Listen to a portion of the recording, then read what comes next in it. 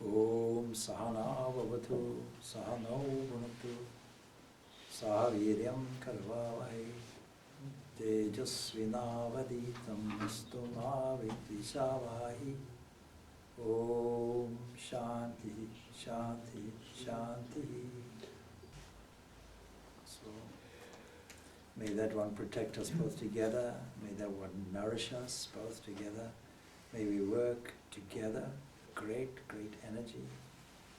May our study be vigorous and effective when we not mutually and unnecessarily dispute with one another. Peace, peace, peace be unto all.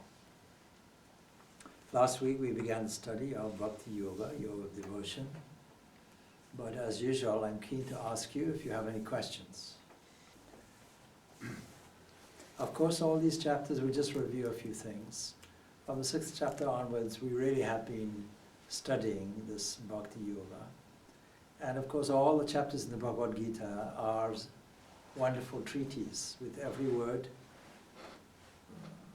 poignant with meaning, but certain chapters are sweeter. And the 12th chapter is like nectar falling from the divine mouth and entering into our hearts. Of course, it requires an open heart to receive the message. Very often people ask, what about Vedanta?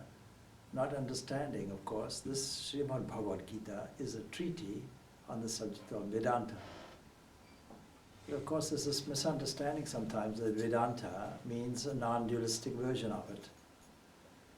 And the Bhagavad Gita tells us that there's a whole range that Vedanta spans from the idea that we are embodied and that the divine is necessarily separate from us, and we enjoy the sweetness of a relationship which deepens with practice, deepens with intimacy, deepens with opening, deepens with involvement, and deepens with the recipient movement toward us from the divine.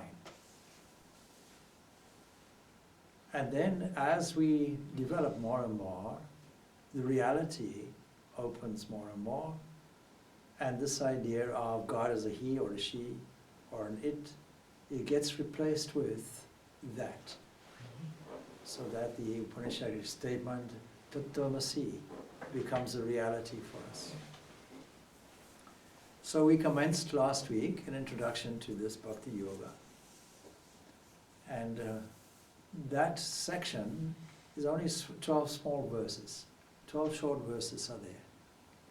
And that makes it not only sweet but short. You heard the expression, short but sweet. And only one question is asked, because having understood from the previous chapter that he who does work for me, who looks on me as the Supreme, who is devoted to me, who is free from attachment, who is without hatred for any being, he comes to me, and naturally the question arises because the whole subject has been laid out previously, and yet the answers have been the same. That in fact, we find out from the 5th chapter that it is only children really, or people who have that childish disposition, who think that this path of devotion and the path of action are two separate things. They're not. So we can imagine all these yogas as different approaches, like cleaning the place here. You may say, one day I'll start at this end, and I may say, the next day I'll start from this end. But basically, overall, it doesn't matter where you start from. Whatever your starting position, you'll cover the whole area. And so in this way, somebody who cultivates devotion will also get this knowledge. And somebody who cultivates the knowledge with sincerity and selflessness will gain this devotion. This we're assured of in many different places. 10th chapter tells us this also. So this one question arises, and we mentioned it last week, but review what the meaning of this question is. So Arjuna Vacha, we've covered this before, but I want to cover it again and highlight some very, very important terms. Because Arjuna asked this question, those devotees who are ever steadfast refers to our capacity to steer our attention or otherwise. If we don't deliberately, consciously take this instrument that we call intention, like a kind of probe, like a beam that we can shine here or there, then what will happen? Something else will take over. If we ignore the training of our minds, it's like vacating a house. When you vacate a house and go on holiday, be assured it will be occupied by spiders and mice and rats and all kinds of vermin.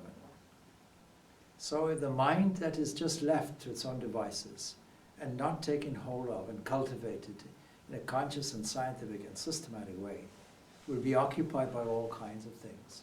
And these are things which are ghosts, ghosts from the past, ghosts that sit in the unconscious mind and come out. And before we know it, the lapse of practice has its effect. Even if you stop practicing meditation for one day, even the Holy Mother tells us this, then you'll find that it's much more difficult the following day to get back into it. And so, for example, somebody may have fallen sick and not feel enthusiastic about doing any kind of daily practice, not even having the energy to do anything, not occurring to them that even on your deathbed, you can be repeating lovingly the name of God. So that's also spiritual practice. Keeping the mind attuned in to the divine is by itself the highest and best spiritual practice. Keeping that attunement by any means necessary. But if this formal practice has lapsed, then you'll find that the exception ultimately becomes the rule. And then you'll find laziness comes in and so on, and it takes a while to bring yourself back again. So steadiness is required. And so those devotees who ever steadfast, worship you in the way that you've described previously in the 11th chapter. And those again who worship what? The imperishable. This is a wonderful question that humanity has asked from the beginning of time. What is the nature of that entity, that internal self, that divine cosmic entity, that which transcends everything, that has no description because it has no perishable parts? Anything that has parts will be perishable. Anything that is coordinated and knitted together will fall apart at some point. This is what we observe in nature.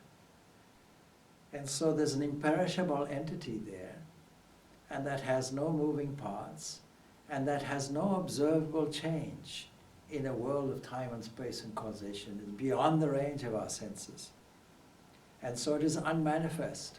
We are dealing with the manifest world. We can identify what is what within the scope of our senses. But the question is, which of these two are better? That's an interesting question. It's a bit like asking a mother. You have two sons. One son is not so old and is more dependent and reliant on the mother for everything.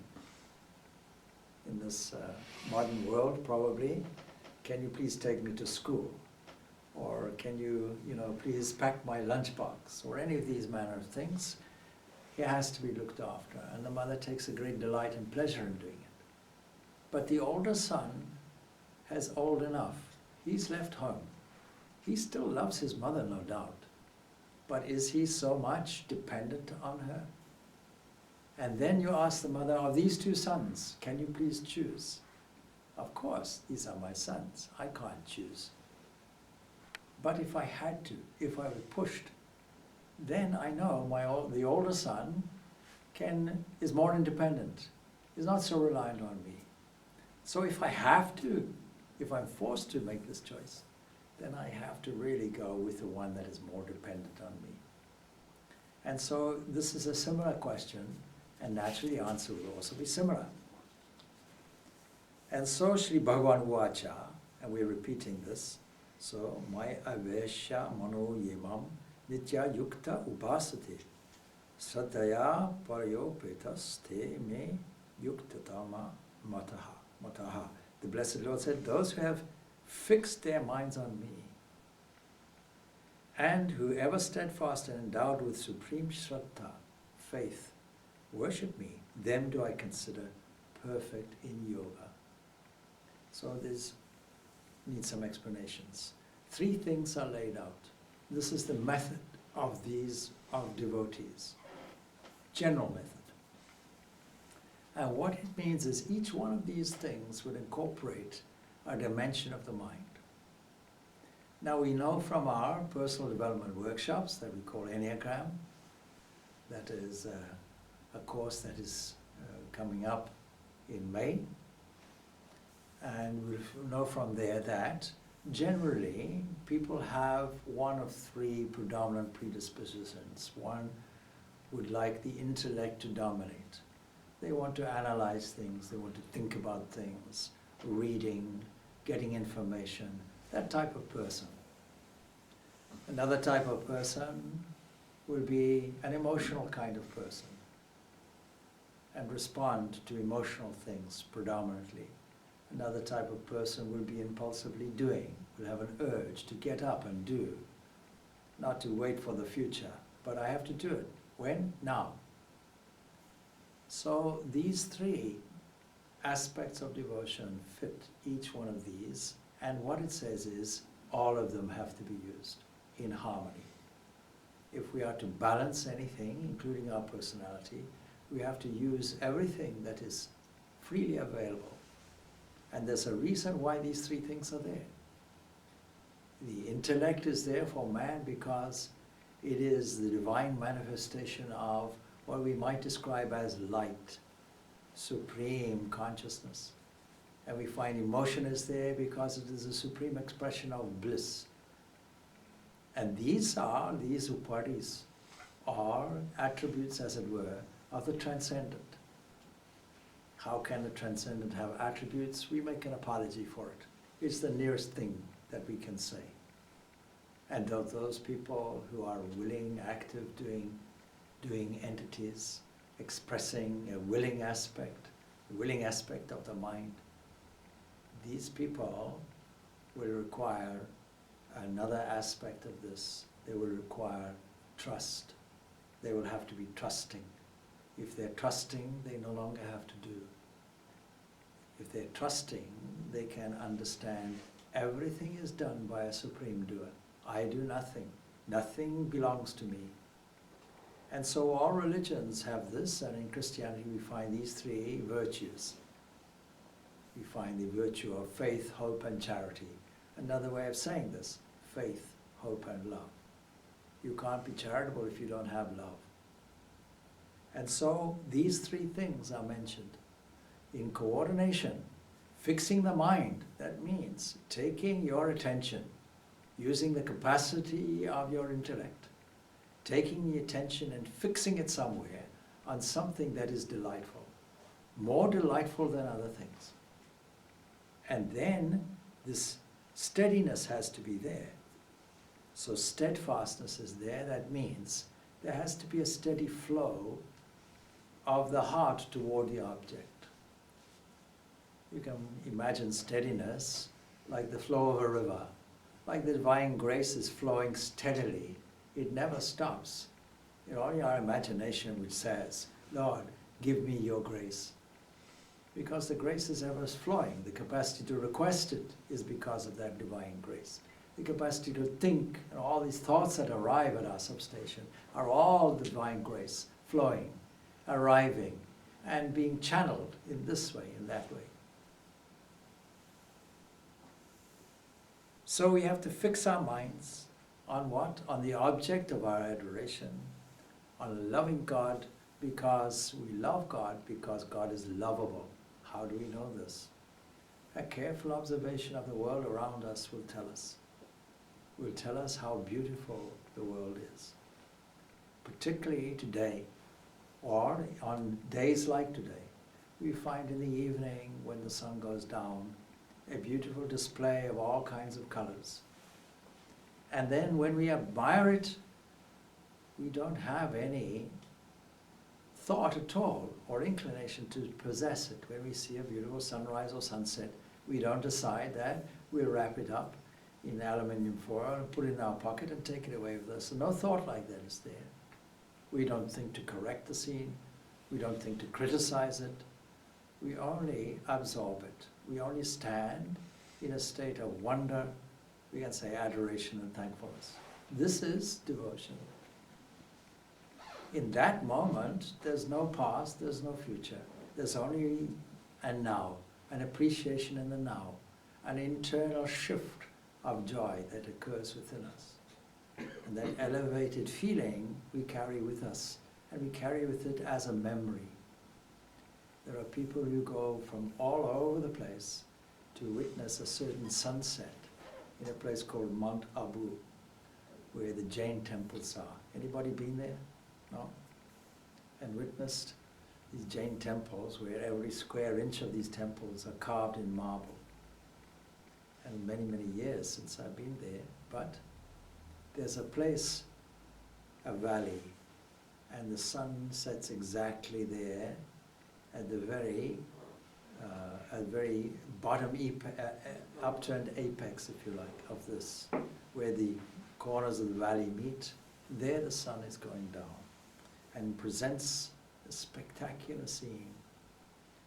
Recently, some devotees went to Darjeeling and happened to see the sunset there, a much treasured sight.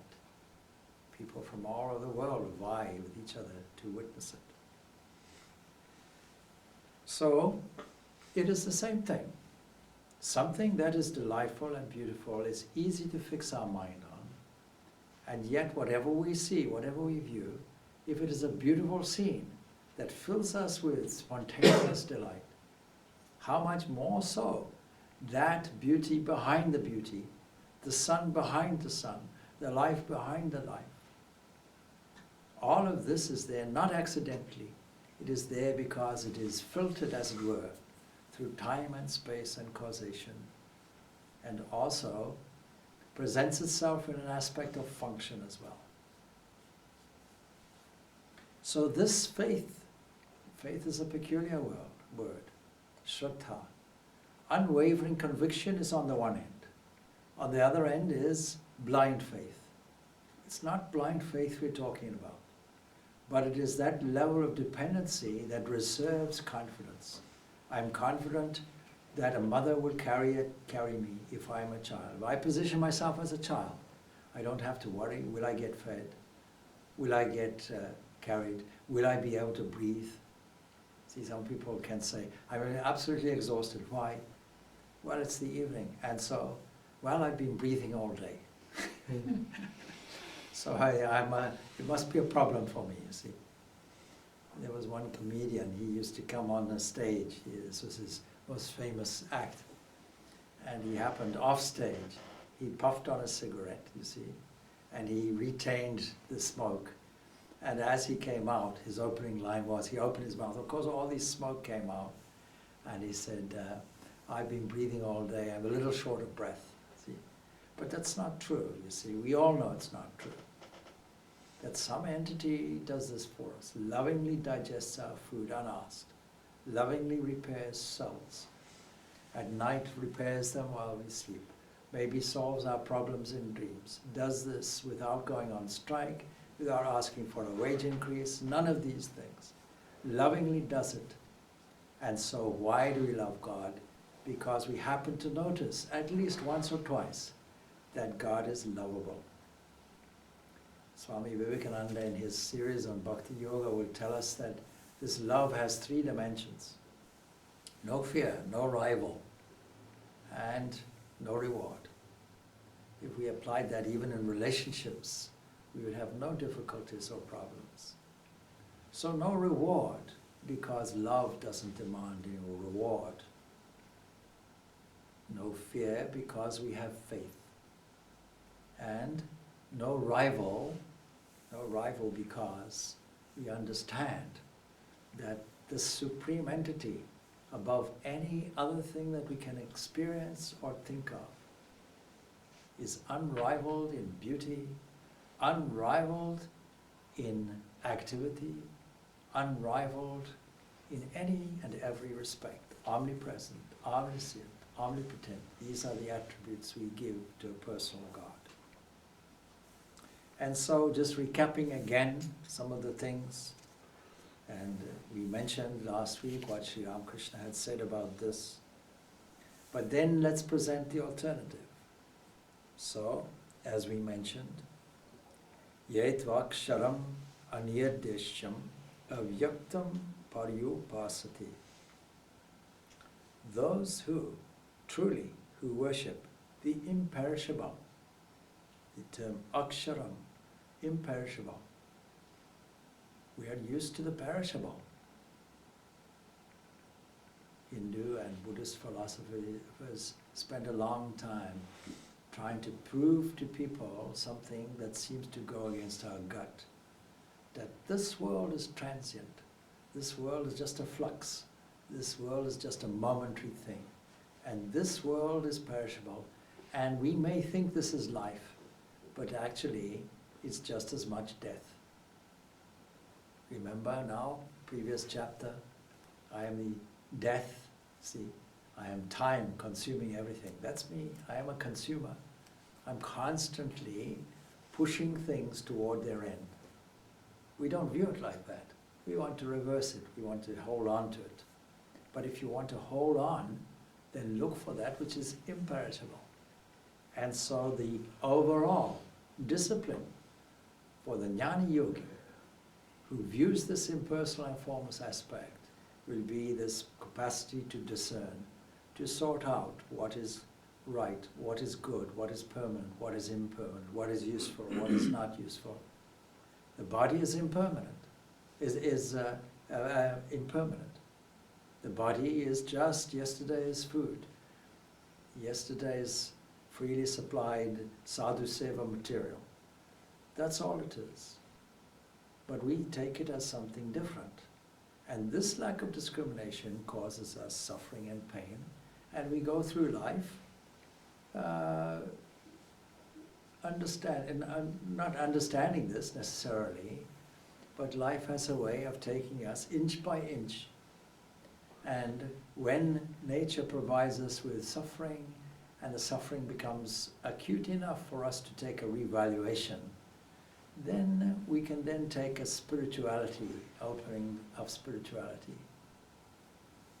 And so those who worship the imperishable, the indefinable, that means not confined to any space or description. You can't describe it because you cannot see it. And anything that is seen has to be within space. We can make an experiment, of course. Supposing I now ask you to close your eyes and mentally remove all space. Think that there's no space whatsoever. Naturally, all objects have to go. Can anybody really think in those terms? And so the indefinable. Sarvatam achintam cha kutashtam achalam dhruvam. The unmanifest, the omnipresent, the unthinkable, the unchangeable, the immovable, the eternal. All he's done here is divide things into spatial things and temporal things. The imperishable, indefinable, the unmanifest, and the omnipresent, these four things are related to space. Omnipresent means it's everywhere. Everywhere and everywhere now. So we can say it's actually a space-time thing. The present is now. But omnipresent, everywhere present, without distinction. And then the unthinkable, beyond any thought, we only think in, first of all, we think in terms of words and language. But that language is describing something we've experienced within the confines of time and space. This is beyond the time and space, and therefore is unchangeable because there's no time involved, there's no observable change in it, and it doesn't move, it's immovable, and it is eternal. So in short, it is beyond space and time. And then goes on to say a method for these people. what is the method? And you can evaluate how easy or otherwise it is. Samyamye dri yagramam savatra samabhutayaya te prapnuvanti mam eva sarva bhuta hite rata. Having what? Restrained all the senses. Why? Because it's the senses that seem to make the division. He divided everything up into things seen, things heard, things touched, things tasted, things felt. And so you have to restrain all sense organs and make sure that they're going out in the right way. The afferent and efferent currents are matching something that is not deluding you. And even-minded everywhere. Somebody praises you, don't be elated. Somebody blames you, don't be deflated. Even-minded everywhere. How do we get rid of Maya? So I'm going to refer now to something topmost in my mind, because on Sunday evening, we had a wonderful reading from Gospel of Ramakrishna, defining Maya in very simple terms as the presence of the sense of ego, egoism or egotism, a sense of I. This is why we do the personality development course. There's no standard ego, we all have different versions of it, but it's the one thing that's in the way. It's the one thing that blocks you, like a cloth in front of your face. You take that away, then immediately you have the full knowledge. It's as simple as that. And so putting philosophy and philosophical arguments and persuasive arguments about the impermanence of the world in a simple way, Sri Ramakrishna simply tells us, this Maya is ego, nothing more than that, nothing less. As soon as that goes, everything, all the delusion goes. And so, if you succeed in this, even-minded everywhere, because I'm not the doer anymore. And if I'm not the doer and there's only one entity, it is only all spirit, that's the only thing that's present, then I realize that any activity that is done will affect everything, everywhere. And that includes me. Engaged in the welfare of all beings, understanding, therefore, that people are suffering under this delusion, I spontaneously have this generosity of spirit, not just cultivating it as a method, but spontaneously seeing this divinity everywhere, in everything. And this wonderful unity, this wonderful flow, working through, as it were, flowing through all hands and eyes and heads and mouths everywhere. And so these are the two different systems, two different children. The older child, more independent, and if that method suits you, so be it. And then the other method, that of a more dependent child. Now, even the greatest of people would put themselves in the role of a child, and Sri Ramakrishna also is well known to have had this relationship of child and mother.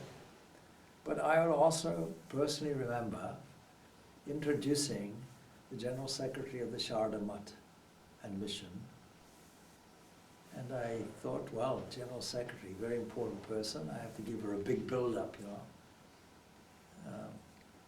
And having done that, she gave me a kindly yet chastising look and said, yeah, he may say all that, but I'm just the mother's child.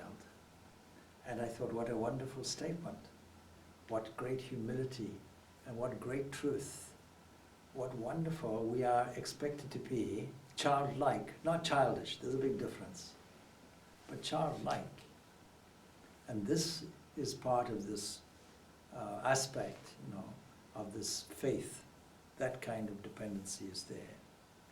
So anyhow, of these two things, the dependent child and the older child, this is what we're comparing. And so now, we now come on to how capable are people in terms of these two different paths, how easy the one, how difficult the other can we compare the two?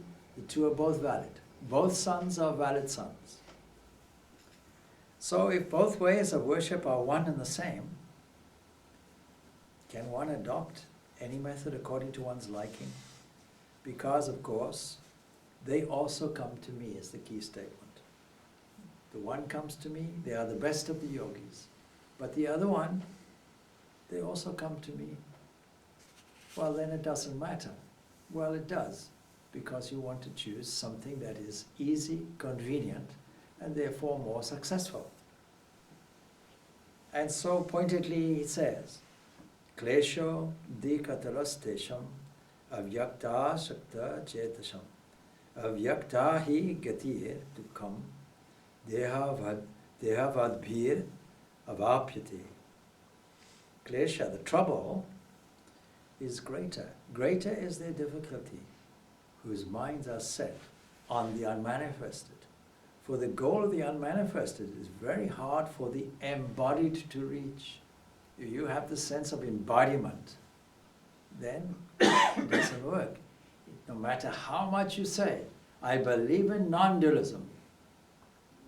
There are some people I've heard who say, oh, my knee is paining. What's wrong? Arthritis. Ah, it's all an illusion. Don't worry about it. No, it hurts. You can't say it's an illusion. I banged my head. Oh, never mind. Did I knock any sense into it? Probably not. But never mind. It's all illusion. Illusory wall and illusory head. That doesn't help. It's not very practical. As long as I feel that I and this body are one and the same in a waking state, then I cannot truthfully say that I and the Father are one. I can say in principle, but I have to not fall into this trap. Because when I say I, it means I, son or daughter of so-and-so, with this title, this status, this occupation, etc. And so as long as this sense of I, this ego is there, the egoism and egotism is there, I cannot make such a statement. Only in the depths of meditation can I probably experience this unity of oneness. But outside of that, I better try to see the God in others. But when I sit in meditation, I can see the God in me. The jnani, or the realized soul, just to remind you, says, Aham Brahmasmi, I am Brahman. But the body-bound man should not say so. It's harmful to him to say, I am Brahman, when actually he is the body. He deceives himself and the world by such a statement. So says Sri Ramakrishna. All right. So having decided then for the vast majority of humans that the path is the path of love of God, non-demanding love of God, what then would be the way? What is the detailed version of it? How can we worship? How should the spiritual practitioner proceed with the worship of the Supreme Lord, Ishvara?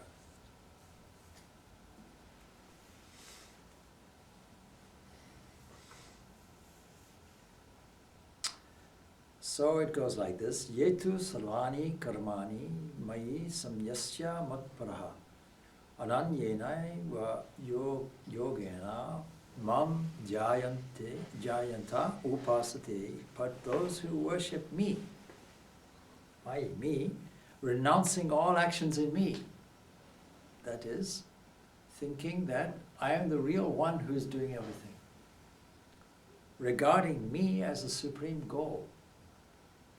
That's the precondition for the next statement of the method. Meditating on me with single-minded yoga, single-minded concentration, single-minded effort. What is the core of Judaism and Christianity? Love the Lord your God with all your heart, all your soul, all your mind, all your strength. In short, your whole activity, your whole energy. You see, it's the same in every religion. In fact, if you say, there's a famous Tivra Samveganam Asanaha, success is speedy for the highly energetic, says Patanjali in his Patanjali Yoga Sutras. The more you put in, the quicker the result if you wish. What is concentration? Concentration is the cessation of any sense of time. Ask of Beethoven where the time went when he was composing his music. Did he eat? Did he sleep? What did he do?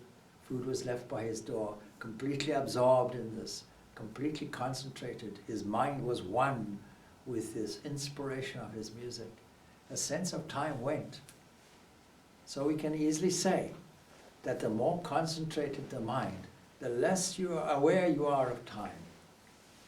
You see, some people are struggling in meditation. How long should I meditate? It's up to you. Well, what do you think? 20 minutes, if you like. After 10 minutes, another 10 minutes, what will I do? See, that kind of thing. It's because the mind isn't concentrated. It's in a normal condition. So-called normal condition means the attention is scattered everywhere. It's in a scattered condition. It's not gathered and projected in a single direction. There are some things that catch our attention without effort, effortlessly. But all of these things require an attractive subject. And therefore, the people who are successful in this, who fix their minds on the subject, namely here the Supreme, will have to find the Supreme far more attractive. What does that mean? It means we have to use the benefit of 1,000 tools. We have to use our creative imagination. Art plays a role in this. Art and imagination plays a role. After all, this whole universe, according to this Vedanta philosophy, is nothing more but the product of imagination. And we have to use counter-imagination. And so what should we do? So, for those whose thought is set on me, I become very soon the deliverer from the ocean of the mortal samsara. It seems like an infinite ocean that we're stuck in. See, ocean is used in various senses. In this sense, it's a kind of thing that we can drown in. And we can never see an end to it. It seems like an eternity to us. How to get out of this that produces suffering? Wherever you look in the world, the big complaint is, what terrible suffering, it moves the heart. Millions and millions of refugees, more than has ever been in the history of the world, as a result of largely man's inhumanity to man. And so when we look at this, we only see suffering. Is there a way out? And personal deliverance, will it help? No, because that also is the very selfishness that we are talking about. That is the blocking mechanism, the key obstacle to all of this. And so how do we deliver from this? Tesham aham samudharta tarta mrityo samsara sagarat, I should say. Bhavami nichirat partha mai aveshita chetasam. So, again, the effort that you put in, the concentration that you put in, that will give you a speedier result. Sri Ramakrishna says there are harbingers of the attainment of Godhood. He in whom bhakti is surging with fervor has already come to the threshold of divinity. Know it for certain that he will very soon get into union with Ishvara. There was a passage here, paraphrased, because it's an English translation, Swami Prabhavananda, Narada's Way of Divine Love. In other words, it's the Narada Bhakti Sutras. And here you'll find something. He says, one day, this is in the, as a commentary to the second aphorism of Narada Bhakti Sutras, he said, one day while Swami Vivekananda was holding classes for a few intimate disciples at Thousand Island Park, he took up the study of Narada Bhakti Sutras. As Narada Bhakti Sutras would be the textbook on Bhakti Yoga. So, as Swamiji translated this particular aphorism, he commented upon it by quoting the following words of his master Sri Ramakrishna. This world is a huge lunatic asylum. I think you know this.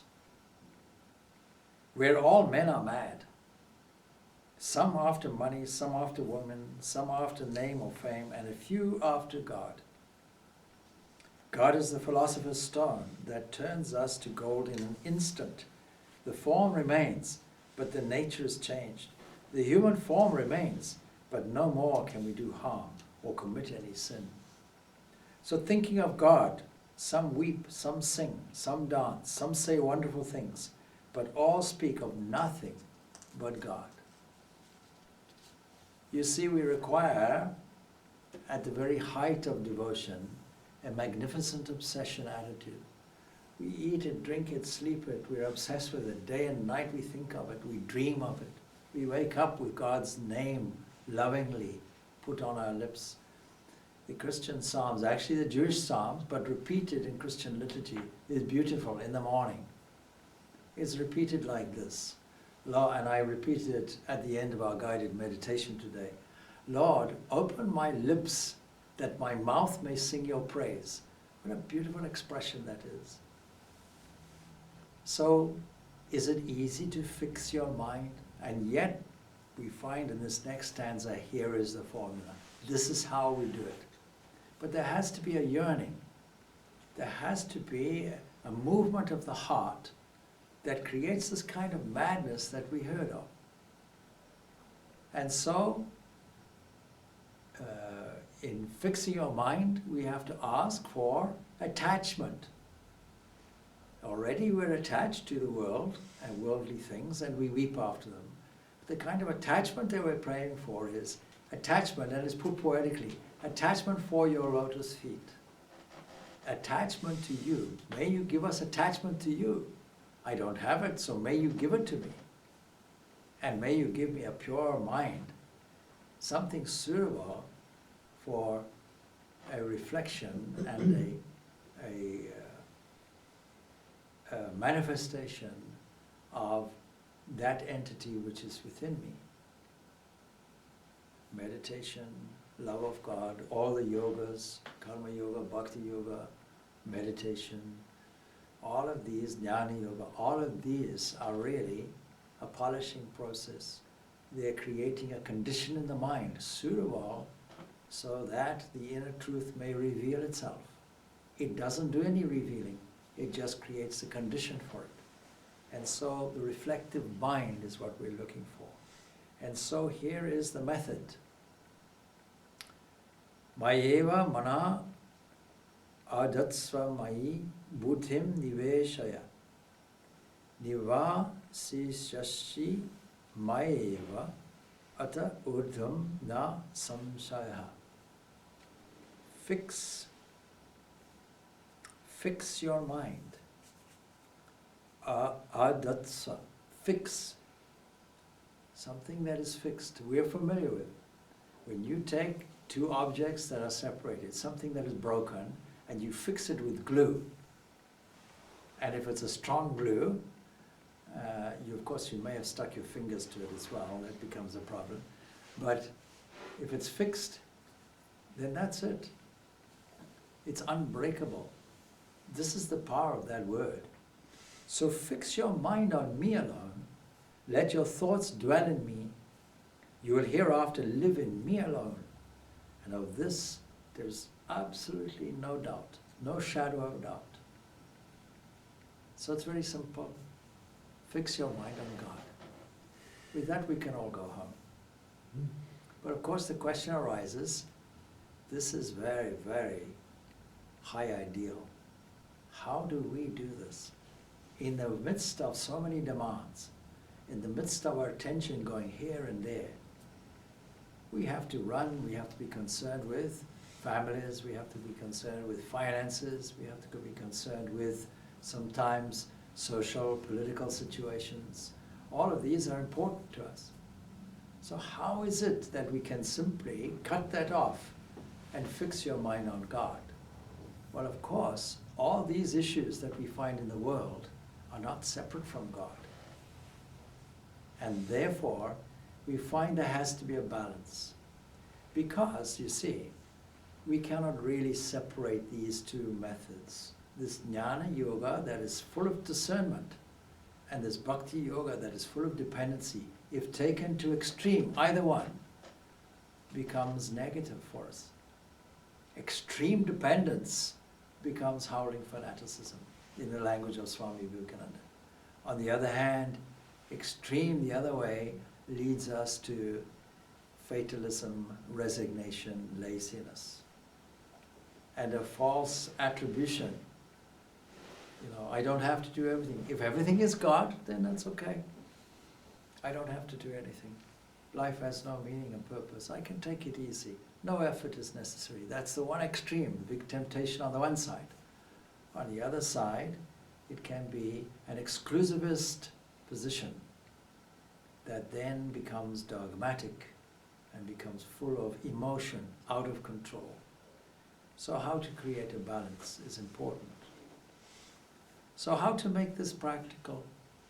Now, if Sri Krishna left it at that, we would have to say, thank you so much for your message, but we find no practicality in this. And this may well be what we will get. But let's work toward it progressively. And if this is a universal method, then it will surely have the breadth of vision to accommodate everybody, to accommodate all capacities, to accommodate all levels of skills and achievement and understanding. And so he doesn't leave it there. Because an unspoken question is, what if I cannot do that? Ramakrishna is all very well, you see. He's mad for God. He's a Paramahansa. But what about us? You've just described this madness, but what about us? And so have we described it as an ideal? And should we meet this ideal at some point? Yes. And should we then resign and say it's impossible and not do anything at all? No. Is there something else we can do? But before I go into that, we find this commentary here by Sri Ramakrishna. Man is born with two tendencies, vidya guna, avidya guna. Vidya with this knowledge quality and this ignorance quality. Both sides are there, both capacities are there. The noble and the base, dormant in him. The former leads him Godward and the latter makes him earthbound. In babyhood, both the tendencies are in equilibrium, as if equally distributed in the two scales of a balance. If he grows in the life of the senses, the scale of worldliness goes down, and with that base weight. But if he emerges in spirituality, the scale in him of godliness goes down towards Ishvara and that holy weight. In other words, the increase in love of God results automatically in the decrease in the attachment and love for the world. Similarly, the increase in attachment and love of the world increases, love of God diminishes. Now I'm tempted to put this on a board because, my natural urge is to go toward a whiteboard or a blackboard. But you see, you can draw it like this, a big circle like this. If that circle is God and becomes big, then the world is automatically small. But the converse is also true. The world becomes big, commensurate, in a commensurate way, God becomes small. It's up to us. And then it can vary because many people don't have steadiness. So on Sundays, God can be big, but on weekdays, God can be small. It's up to us. Many religions operate on this. Of course, the Irish culture has a great, great, interesting aspect to it. Church on a Sunday, followed by the pub. Anyhow, so what has the spiritual practitioner to do, whose mind is not staunch and steady, is a good question. And so the injunction comes. If you can't do this, then at least think of God from time to time. Have a technique of bringing God back. Remembrance. Have a system whereby you can remember God. If you can remember God for most of the day, very good. If you can remember God for part of the day, well and good. If you have a system such as the Muslims do, 5 times a day, you have the opportunity of specifically, systematically thinking of God. Of course, with every religious practice, there'll be just the practice for practice sake. We'll deal with that also. This chapter deals with that as well. So if you're not able to fix your mind steadily, of course, for a time, all of us can fix it for a moment. All of Scripture is designed on the basis that at some point or other, even for a few moments, we can fix our mind on God. And when something becomes very interesting, like a film or a book, there's no question of fixing our mind. It's automatically fixed. And so when we attach our mind to something, over and above something else, it is because it is more delightful, more attractive. And there's no doubt, you see, prior to that, the Supreme is described in this way. So it is the goal of the devotee. So it goes like this, atachitam samadhatam na shaknosi mayi stiram. Abhyasa yogina, this practice of constant practice, constant remembrance, bringing the attention back. Tato mam ichaptam dhananjaya. This is a technique of highlighting virtues, highlighting the highest ideal that we have, namely God, highlighting that. And as we do that, we can say, put in a category. We can put in a category of sattva. And as we promote the sattva, then rajas and tamas are eclipsed. Self-centeredness is eclipsed. When we promote thou, thee, then me and mine get into second place. When we have food, and we say, Lord, you take it, I'll take the crumbs, as opposed to, let me eat, and if there are any crumbs, so I'll give it to you. There's a very great difference.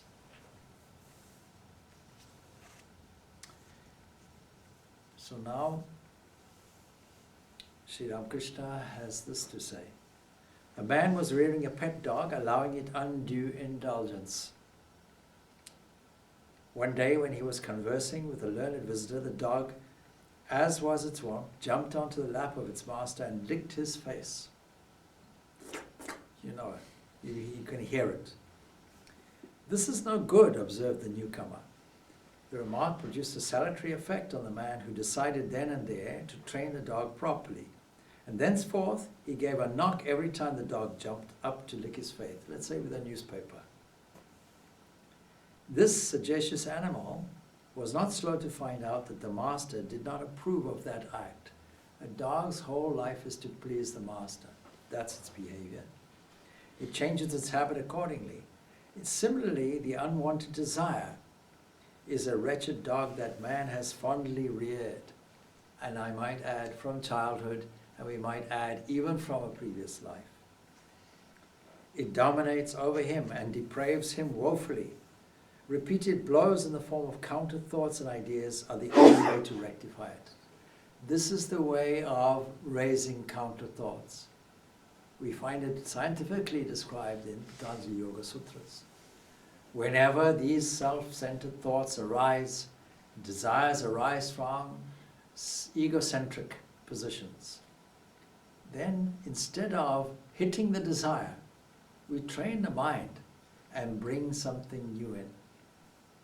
Bring something new in is called the way of sublimation.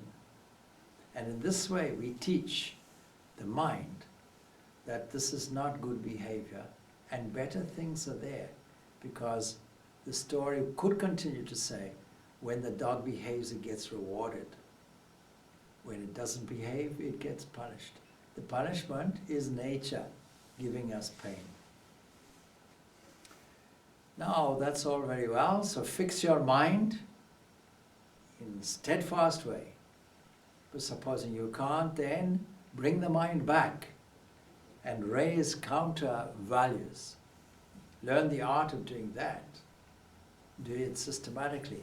Use many methods. Japa is a method, lovingly repeating God's name. having set times of the day for thinking of God, or praising God, or thanking God.